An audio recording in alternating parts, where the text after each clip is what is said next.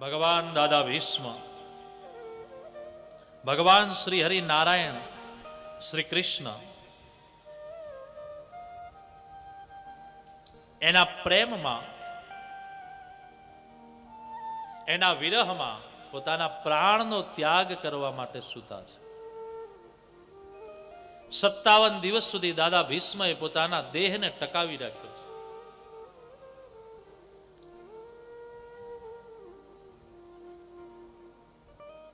મહાભારતના યુદ્ધના 10મા દિવસે દાદા ભીષ્મ, 18 દિવસનું યુદ્ધ ચાલ્યું, એમાં 10મા દિવસે દાદા ભીષ્મ પાર્થના બાણોથી પોતાના શરીરને વિંધાવીને અને સૂઈ ગયા. એના એ 10મા દિવસથી લઈને 57 દિવસ સુધી દાદા ભીષ્મ સૂતા રહ્યા છે. બને છે એવું કે ભગવાન શ્રી કૃષ્ણ છેલ્લે દર્શન દેવા માટે પધારે છે ત્યારે ઉત્તરાયણનો સમય છે. તમે જોજો, ઉત્તરાયણના સમયમાં લગભગ આકાશમાં વાદળા ન હોય, અને છતાં પણ કદાચ વાદળા હોય તો એ વ્હાઈટ વાદળા હોય, કાળા તો ન જ હોય. ઉત્તરાયણનો સમય એટલે 14મી જાન્યુઆરી, મકર સંક્રાંતિ, મકર રાશિમાં સૂર્યનારાયણનું ગમન, એટલે કે ત્યારથી ભગવાન સૂર્યનારાયણ ઉત્તરના થાય છે, ઉત્તર તરફ પ્રયાણ કરે છે. અને ઉત્તર તરફ પ્રયાણ કરેલા ભગવાન સૂર્યનારાયણ દિવસ મોટો થાય છે.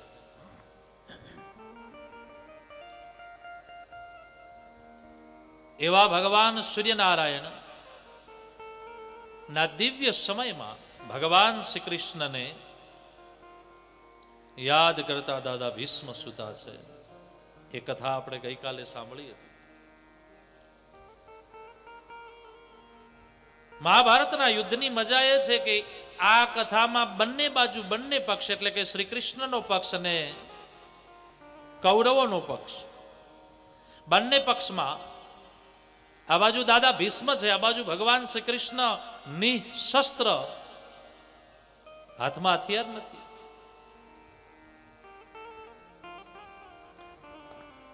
પણ છતાંય દાદા ભીષ્મ જ્યારે યુદ્ધ માટે તૈયાર થાય છે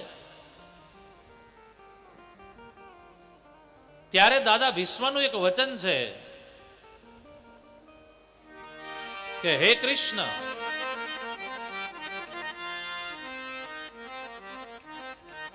તમારું વચન એવું હોય કે હું મારા હાથમાં હથિયાર ધારણ નહીં કરું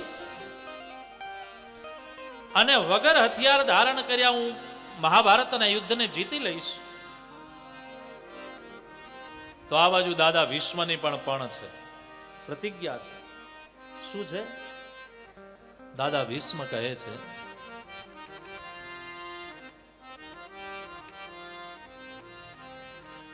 કે હે કૃષ્ણ, આપ કયો કે શસ્ત્ર બિના ભૂમિ હરહું સબ ભાર, તો હમે ક્ષત્રિય કા નાગિને अब बोले हूं बचन विचार. आप कयो शस्त्र बिनु भूमि हर हूं सब भार. તમે એમ કહ્યું તું કે હું મારા શસ્ત્ર વગર આ ભૂમિનો ભાર હરી લઈશ, પણ એવું નથી. તો અમે ક્ષત્રિય નહીં, કારણ કે ભગવાન કૃષ્ણએ એવું વચન આપ્યું હતું કે હું 18 દિવસના યુદ્ધમાં ક્યાંય હાથમાં હથિયાર ધારણ નહીં કરું. દુર્યોધન અને અર્જુન જ્યારે કૃષ્ણ પાસે ગયા માંગણી માટે, ત્યારે દુર્યોધને નારાયણી સેના માંગી અને ભગવાન શ્રી કૃષ્ણને નિહથ્થા, નિશસ્ત્ર અર્જુને માંગી. દુર્યોધન રાજી થયો કે આ વગર હથિયારનો કૃષ્ણ શું કરશે યુદ્ધમાં, મારી પાસે તો એની જ સેના લડવા માટે છે.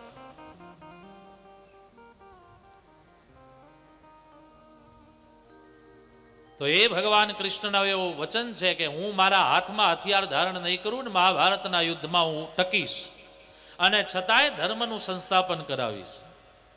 તો સામે દાદા ભીષ્મએ પણ પ્રતિજ્ઞા લીધી છે કે હે કૃષ્ણ, તમે હથિયાર હાથમાં ન લ્યો એ પણ હું જોઉં છું, કેવું નથી લેતા.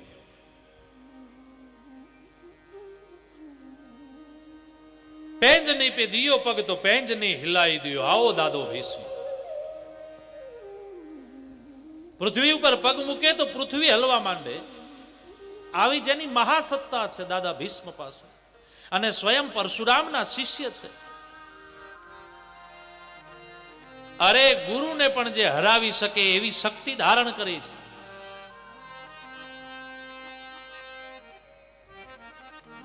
અને મહાભારતના યુદ્ધમાં ઘટના એવી ઘટે છે કે જ્યારે બાણ ઉપર બાણ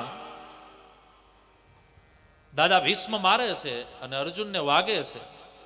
અર્જુન ત્રસ્ત થયો, મહારાજ મને બચાવો, હું શું કરું?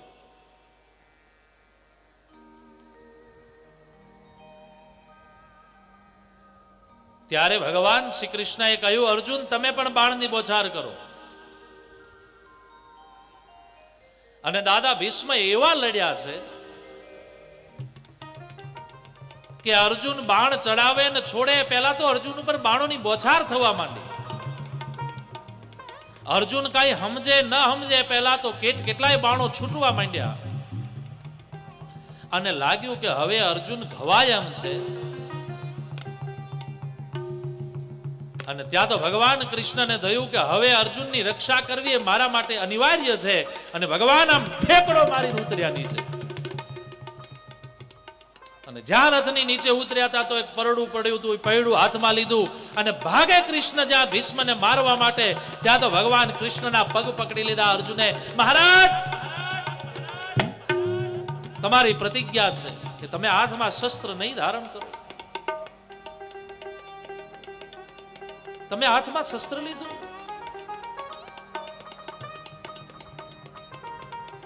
અને ત્યાં તો હામે દાદા ભીષ્મ પોતાના રથ ઉપર ઉભા હતા, હાથમાંથી શસ્ત્રો ફેંકી દીધા, સીધા નીચે ઉતર્યા અને ત્યાંથી દંડવત પ્રણામ કર્યા કે હે કૃષ્ણ, તમે કહ્યું તું કે હું હાથમાં હથિયાર ધારણ નહીં કરું,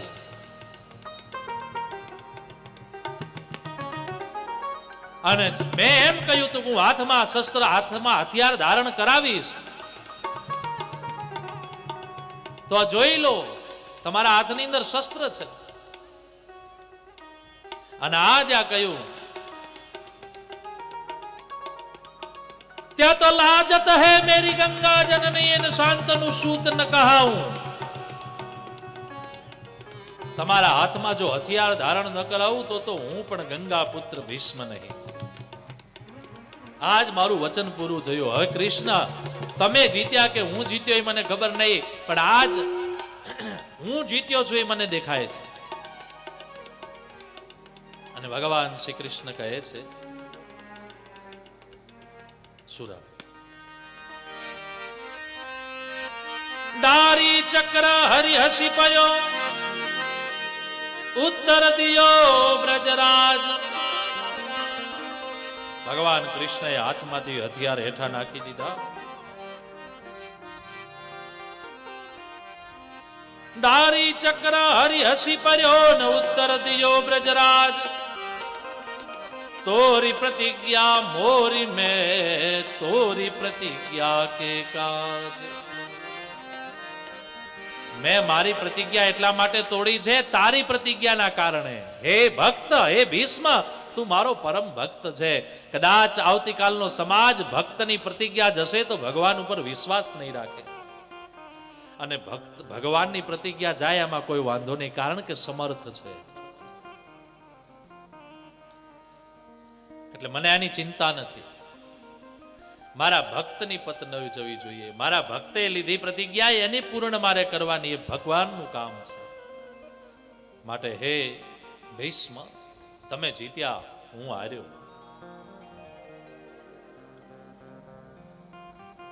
એવા દાદા ભીષ્મ જ્યારે છેલ્લે સુતા છે, ભગવાન કૃષ્ણ ઊભા છે, ત્યારે દ્રૌપદી જરા હસે છે. ભાગવતમાં આ કથા નથી.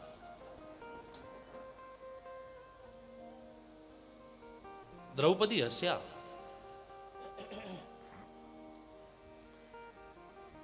જ્ઞાનોપદેશ કરી રહ્યા હતા પોતાના પૌત્ર યુધિષ્ઠિરને. રાજધર્મ, સ્ત્રી ધર્મ, ભગવત ધર્મ, આ બધા જ ધર્મો જ્યારે સમજાવી રહ્યા હતા, અને ત્યારે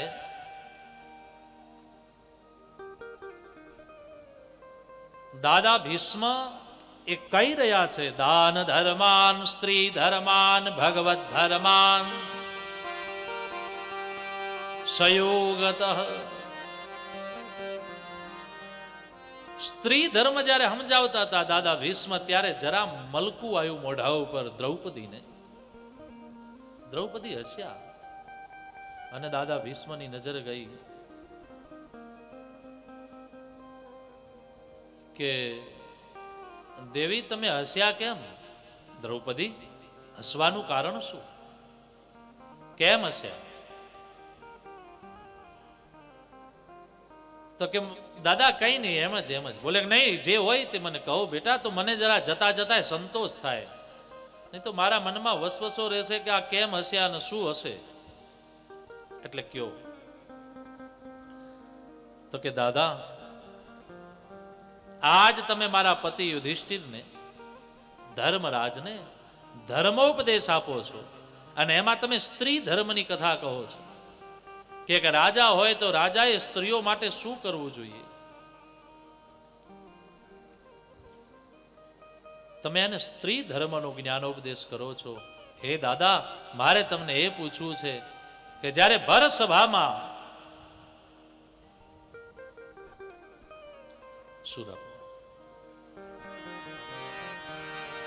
ભર સભામાં જ્યારે મને દુશાસન ખેંચીને લઈ આવ્યો અને મારી હાડીને ખેંચતો હતો,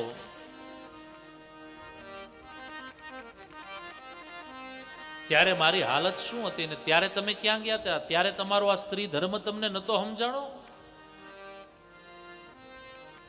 ત્યારે તમારો ધર્મ એમ નહોતો કહેતો કે અબળાની ભર સમાજ વચ્ચે આબરૂ લૂંટાતી હોય, એની સાડી ખેંચાતી હોય, ત્યારે તમારા જેવો દાદો બોલી ન શકે? ત્યારે તમારા દિલમાં સ્ત્રી ધર્મ નહોતો દેખાતો?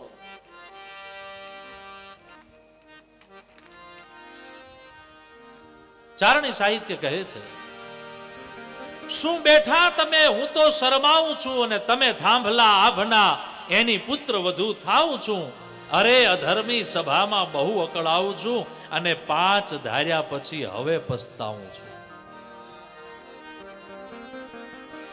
આ અધર્મીની સભામાં હું બહુ પસ્તાવું છું, અને આવા 5 પતિઓ ધાર્યા ને તોય બહુ શરમાવું છું. હે દાદા, ત્યારે તમારો જ્ઞાનોપદેશ ક્યાં હતો?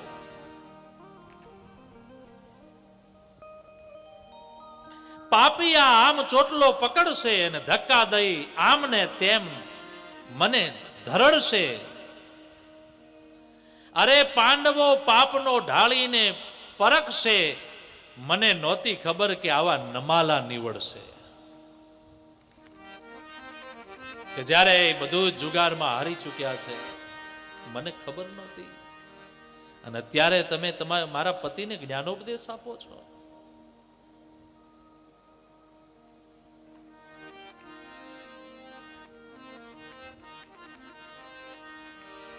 ત્યારે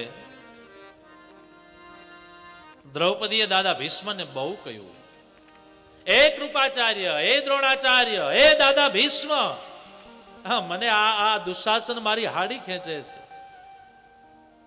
તમારાથી કઈ બોલાતું નથી, તમે કઈ કહી શકો એમ નથી. આ કર્ણ મને પોતાની જાંગ ઉપર બેસાડવા માટે બોલાવે છે. મહાભારતમાં અદ્ભુત આ પ્રસંગ છે. હે દાદા ભીષ્મ, એ વખતે તમારો સ્ત્રી ધર્મ ક્યાં ગયો હતો? ભીષ્મ પિતાને હું તો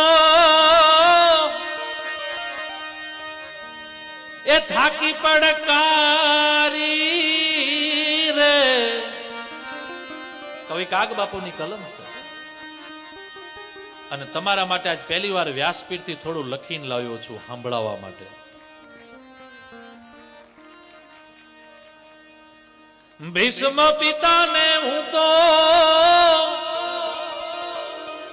એ થાકી પડે કારી રે,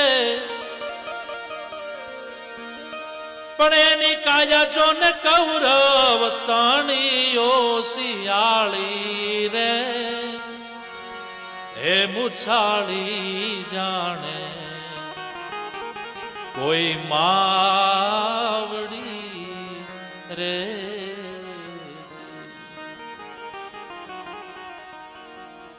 ભલે મોટી મોટી મૂછો હોય ને ભલે મોટી મોટી દાઢી હોય, પણ આજ આ ધોળી મુછાળી મને કોઈ માં લાગે છે, બાપ નહીં.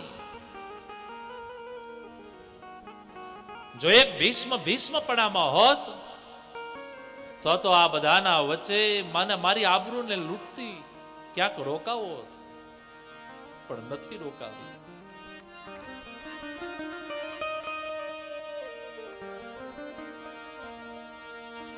આજ દુશાસન રૂપી જોને દરિયામાં એ દ્રૌપદીની ડોલે નાવડી રે, આ દુશાસન રૂપી દરિયો મને ખેંચી રહ્યો છે અને મારી શરીર રૂપી નાવડી પોતાની જાતને ને આબરૂને બચાવવા માટે ના પાડી રહી છે. મને છોડ, મને મૂક. હે દાદા ભીષ્મ, તમે જો કૃપાચાર્ય, દ્રોણાચાર્ય, પાંચે પાંચ પાંડવો હાવ નીચા મોઢા કરીને બેઠા છે. હે દાદા ભીષ્મ, એ વખતે તમારો સ્ત્રી ધર્મ ક્યાં ગયો તો એ પૂછું છું. મહાભારતનો અદ્ભુત પ્રસંગ છે, પણ મને આજ પીરસવાની ઈચ્છાથી ભાગવતમાં તમને મહાભારતમાં લઈ ગયો છું.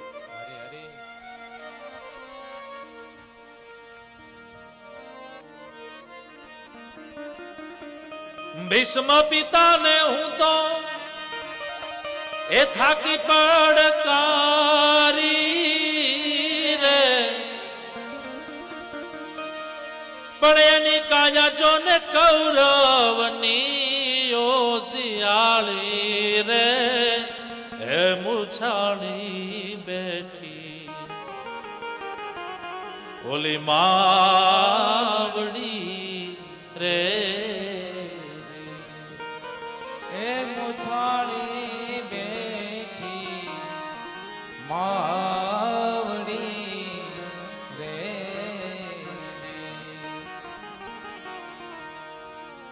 कौरव सभा सी क्षुद्र खाड़ी में फंसाती रे कन्हैया, आज तेरी लाज नैया डूब जाती है. આ કૌરવોની સભામાં એક કન્હૈયા તારી બહેનની નાવડી ડૂબાઈ ન જાય એનું તું ધ્યાન રાખજે મારા નાથ. હે દ્વારિકાધીશ, તું આવ હવે. આ ધોળી દાઢી વાળા, મૂછાળા વાળા જે વીર યોદ્ધાઓ પોતાની જાતને કેવડાવા વાળા, એ મારી આબરૂ નહીં બચાવી શકે.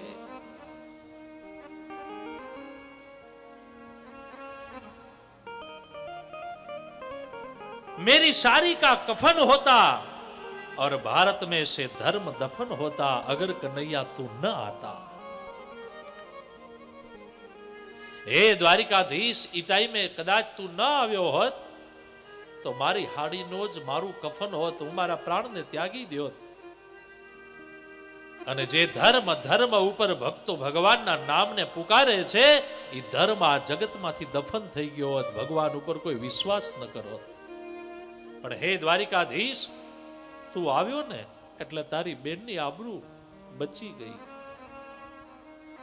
અને આવ્યો નથી કૃષ્ણ, ત્યાં રૂબરૂ આવ્યો નથી, માત્ર પોતાનો પુકાર કર્યો દ્વારિકામાં. હે દ્વારિકાધીશ, હે વીરા, તારા હાથમાં શેરડી વાગી હતી અને એ હેરડીના હાથે નીકળતું તારા હાથનું લોહી, અને ત્યારે લોહીને મેં જોયું.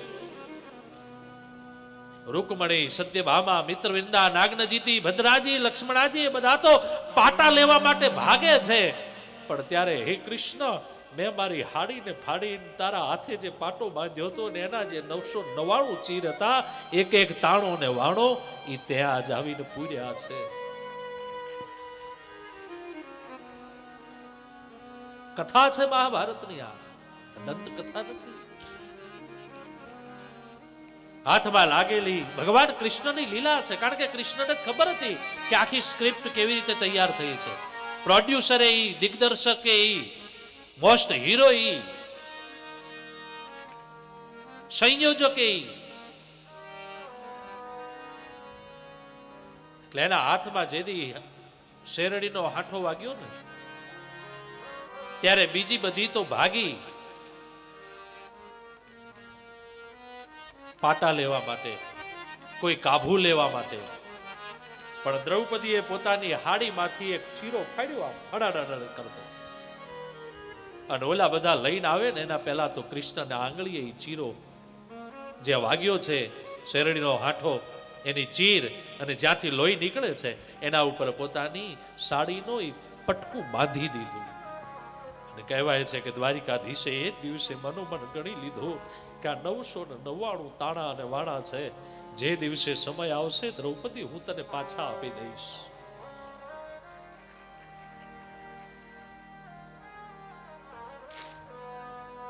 આજ એ સમય આવ્યો છે. ભગવાન કૃષ્ણએ દ્રૌપદીના વસ્ત્રોને પૂર્યા છે.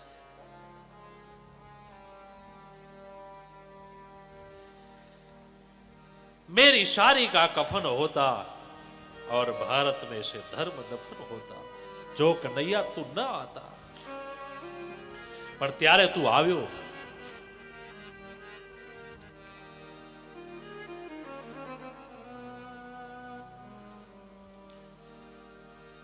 દ્રૌપદીના વસ્ત્રોને ભગવાને પૂર્યા છે. હે દાદા ભીષ્મ, ત્યારે તમારો સ્ત્રી ધર્મ ક્યાં ગયો હતો?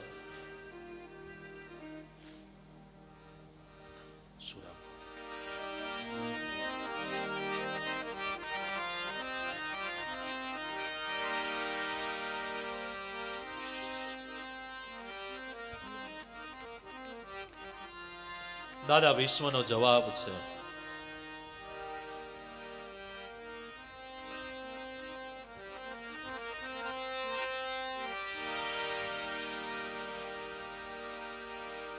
કૌરવ કેરા તેદી દાણા પાણી થી આ કાયા પોષાણી તી મારી. દાદા ભીષ્મ કહે છે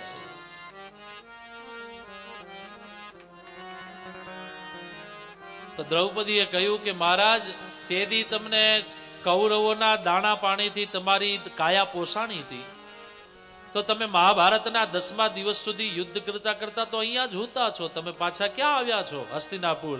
કે તમે આવીને મહારાજ યુધિષ્ઠિરના રાજ્યાસનનો રોટલો કાઢો હોય અને તમારા જીવનમાં જ્ઞાનોપદેશ પાછો પાંગર્યો હોય.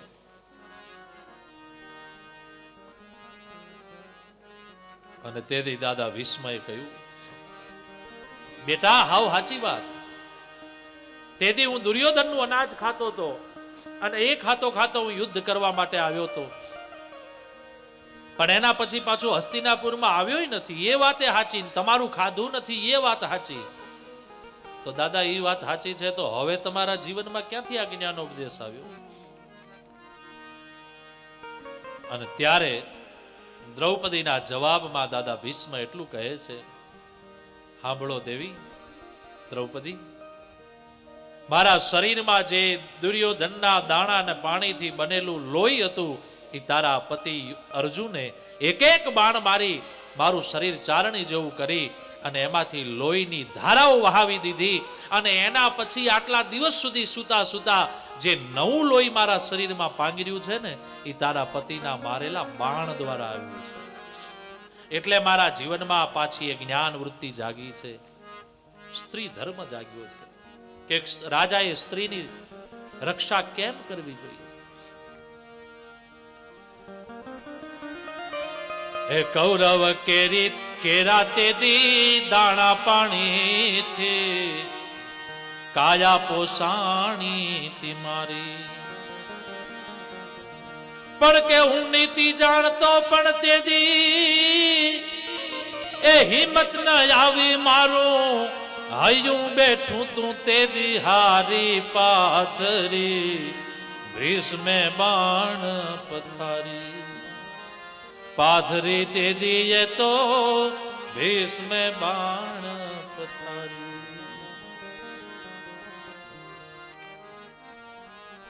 નીતિ એ વખતે જાણતો હતો પણ ત્યારે હું બોલી નહોતો શક્યો.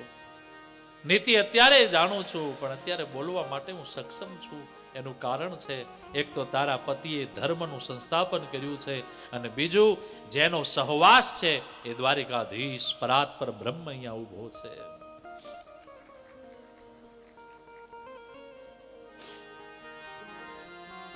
પ્રાર્થનાએ બાણ પ્રહાર મારું લોહી લીધું છે નિતારી.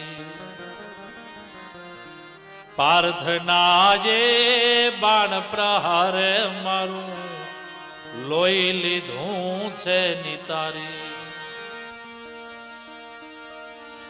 આજે ચેતન મને સાચું પ્રાગટ્યું, આજે ચેતન મને સાચું રે પ્રગટ્યું, એના સાક્ષી છે દેવ મોરારી પાધરી ભીષ્મે બાણ પથારી.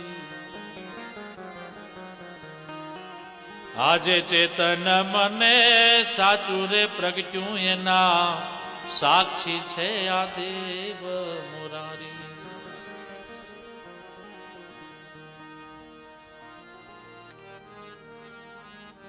ભીષ્મએ બાણની પથારી ત્યારથી પાથરી દીધી છે અને હે દેવી ત્યારથી એ બધા જ મારા કર્મોના કારણે, મારા પાપના કારણે મને ખબર હતી કે અહીંયા મારે બોલવું જોઈએ, બોલવું જોઈએ, બોલવું જોઈએ, પણ છતાંય હું બોલ્યો નથી અને એના કારણે, એ પાપના કારણે આજ હું મારો પરિણામ ભોગવું છું. આજે ચેતન મને સાચું રે પ્રગટ્યું, એના સાક્ષી છે દેવ મોરારી પાથરી ભીષ્મે બાણ પથારી. આ પાથરી ભીષ્મે બાણ પથારી. માટે હું બાણની સૈયા ઉપર સૂતો છું. બધાનો ફેંસલો એ તો કૃષ્ણ જ કરી શકે. બધાનો એટલે પોતાનો ફેંસલો પોતે કરી લે. સમય આવે ત્યારે બધાને સાચું સમજાવી દે.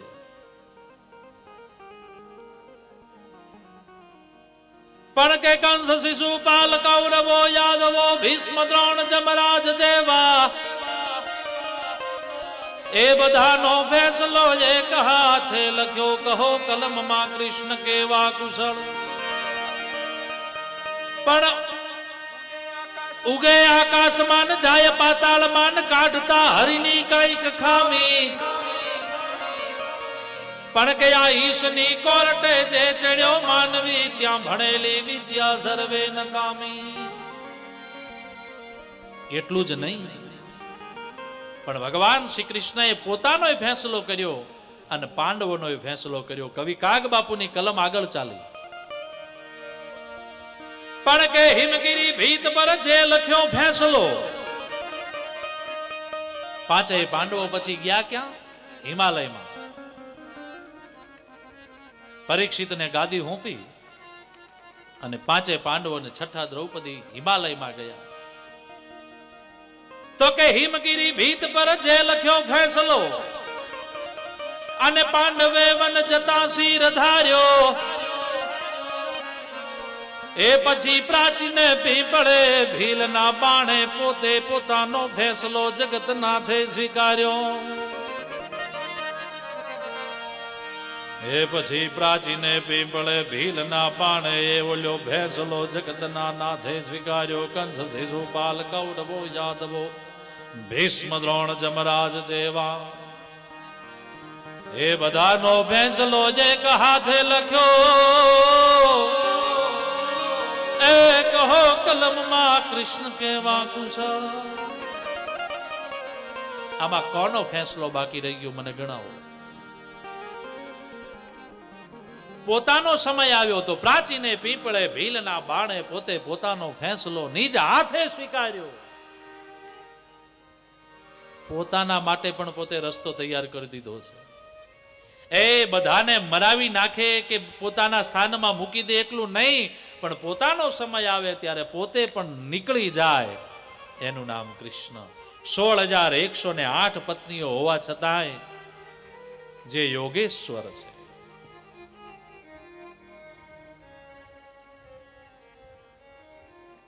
આવો ભગવાન શ્રી કૃષ્ણ.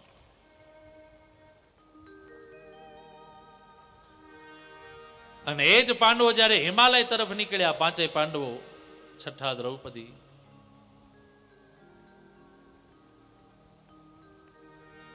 ત્યારે સારંગમાં સારંગનો અવાજ આવે છે.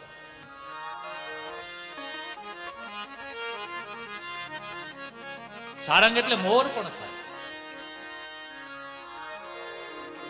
મોરનો કહેકારો.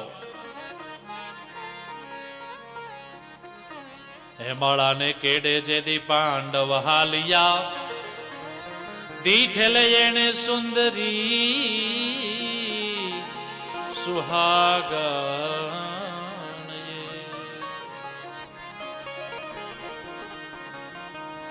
આપ કેરા ઓઢના હે હે હે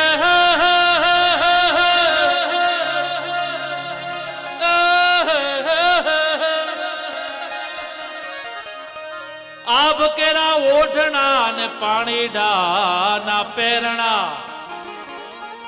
અને પૂછું એને વાણીમાં રાખી વિવે, પૂછું એને વાણીમાં રાખી વિવે.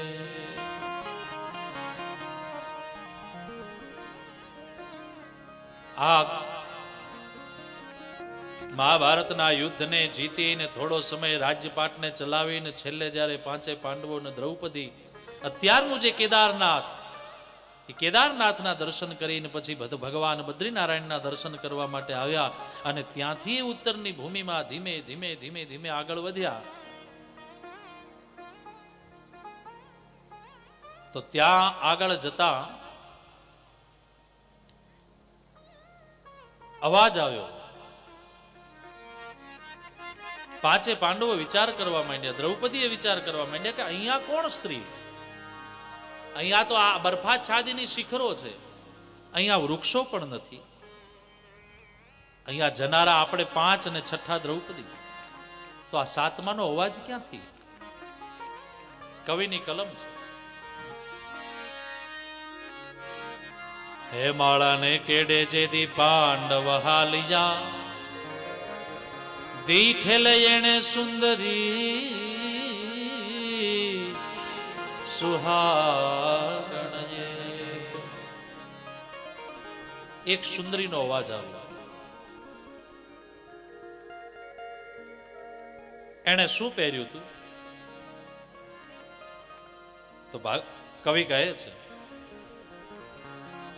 પાણીડાના પેરણા પેરણા પેરણા, પાણીડાના પેરણા અને આભકેરા ઓઢણા, અને પૂછું એને વાણીમાં રાખી વિવે, પૂછું એને વાણીમાં રાખી વિવે. વાણીમાં વિવેક રાખીને પૂછવું છે. આ સ્ત્રી કોણ છે?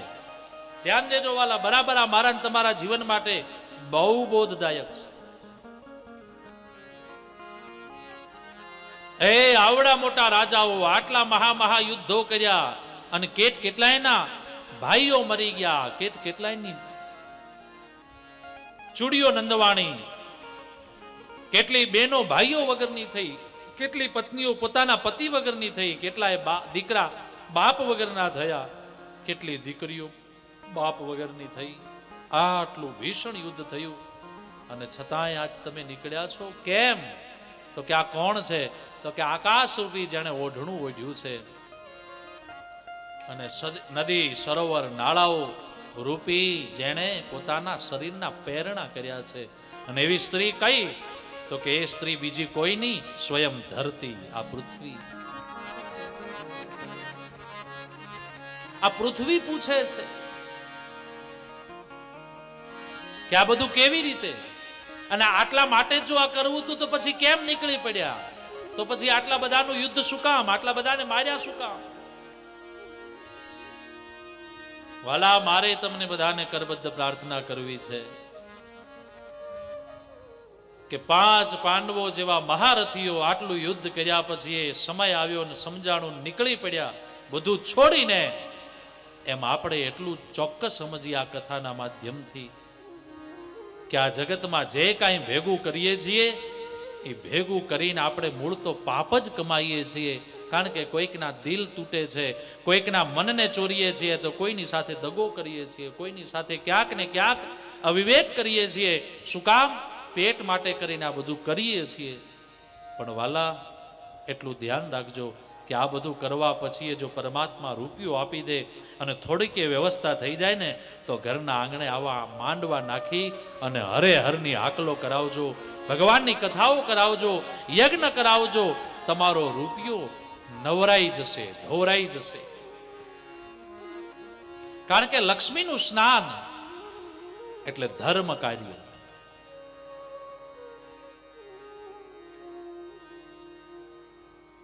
બ્લેક મનીમાંથી જેમ વ્હાઇટ કરવા માટે આપણે ઘણી બધી પ્રોસેસો કરીએ છીએ ને, અત્યારે તો સમય ચાલી રહ્યો છે રિટર્ન ભરવાનો, એટલે એ અનુસંધાને આપણે ઘણું બધું કરીએ છીએ.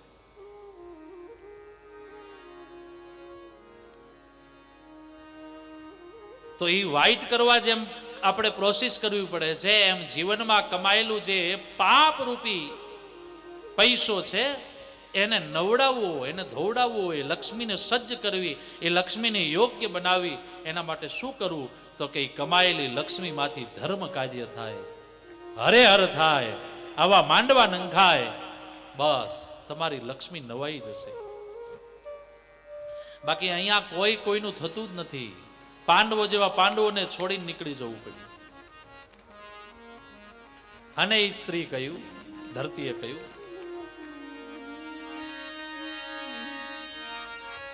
બાણ ક્યાં મેલ્યા ને મુકુટ કેમ માથે નથી? ઓલા બાણ જે તમારા છૂટતા હતા હે અર્જુન, અત્યારે ક્યાં છે? બાણ ક્યાં મેલ્યા અને મુકુટ કેમ માથે નથી?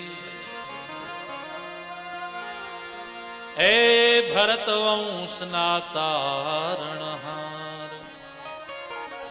હે ભરત વંશીઓ, ક્યાં જાઓ છો? ક્યાં ગયો તમારો એ રથ? ક્યાં ગયા તમારા એ બાણ? અરે એ અર્જુનનો રથ જ્યારે આ પૃથ્વી ઉપર ચાલે ત્યાં તો દિગ્ગજ હિ દિગ્ગજ, ડોલ મહિગીર લોલ સાગર ખર ભરે. સાગર ઉછાળા મારે, લહેરો ઉઠે, તરંગો ઉઠે અને આખી પૃથ્વી આમ ડોલવા માંડે. એવો અર્જુનનો એ રથ ક્યાં ગયો? એ હસ્તિનાપુરનો તાજ ક્યાં છે? તમે બાણ ક્યાં મેલ્યા રે આજ ગદા ભાઈ ક્યાં ગઈ તમારી? ભીમ એ ગદા દ્વારા, વૃકોદરની ગદાથી બધા કાંપે. ભીમની એક ગદા પડે ત્યાં તો માણસ ક્યાં છે ખબર નહીં. એવું મહાભારતમાં કહે છે કે ભીમે એક હાથીને એવી ગદા મારી અને એ હાથી આકાશમાં ગયો છે, હજુ સુધી પાછો નથી આવ્યો. આવી કથા છે મહાભારત. અંતરિક્ષમાં ઉડે છે, હજુ ખબર નહીં એના એના જે કંકાળ હશે એ તૂટી તૂટી નેઠા પડ્યા છે. કારણ કે 5000 વર્ષ પહેલાની વાત છે. વાહ ભીમ! અને આજે હારે નથી કેમ કોઈ ખમ્માનો કેનારો છડીધાર. આહા, તમે જ્યારે રાજાપણામાં હાલતા ત્યાં તો તમારા છડીદારો છડીઓ પુકારતા. सोने की छड़ी रुपए की मसाल जड़ियन का जामा मोतियन का हार. राजा अधिराजा महाराजा चक्रवर्ती सम्राट युधिष्ठिर महाराज पधार रहे हैं. આવી છડીઓ પુકારવામાં આવતી. એટલે ત્યાં તો બધા જ સજ્જ થઈ જાય કે મહારાજા આવે છે. એ છડીઓ પુકારનારા, એ તમારી બાજુમાં ચાલનારા, તમારા માથા ઉપર છત્ર ચલાવનારા, એ બધા ક્યાં છે? અને એટલું એનાથી વધારે ખમ્મા, મારા રાજાને ખમ્મા, ખમ્મા એ ખમકારા કરનારા બધા ક્યાં છે? અને આજે હારે નથી કેમ કોઈ ખમ્માનો કિનારો છડીધાર.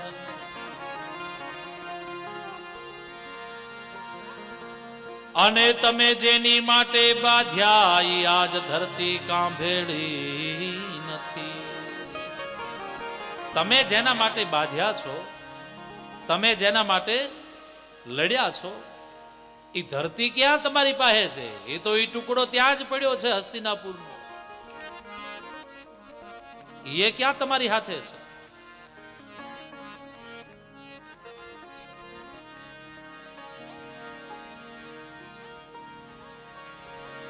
અને છેલ્લે કહો કે ગાંધારીને કુંતાને બેમાં કોણ દુખ્યું? કહો, પૂછો, ગાંધારીને પૂછો. એને હો છોકરાઓને મરાવ્યા. કુંતાને પૂછો,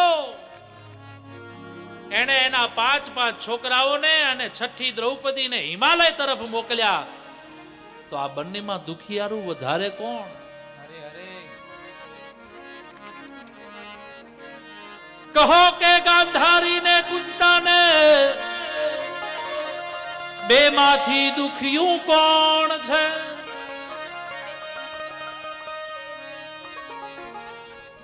હા,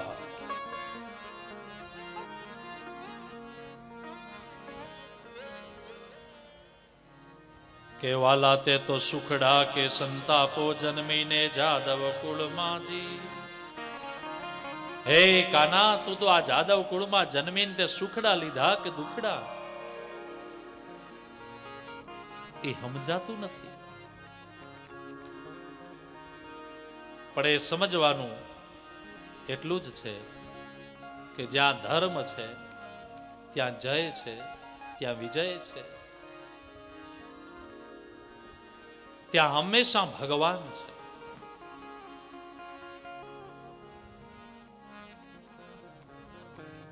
તો આમ દાદા ભીષ્મને ભગવાને દર્શન આપ્યા છે. દાદા ભીષ્મે ભગવાનની સ્તુતિ કરીને પછી ભગવાન શ્રી કૃષ્ણમાં મન લગાવ્યું અને દાદા ભીષ્મની પરમ ગતિ થઈ.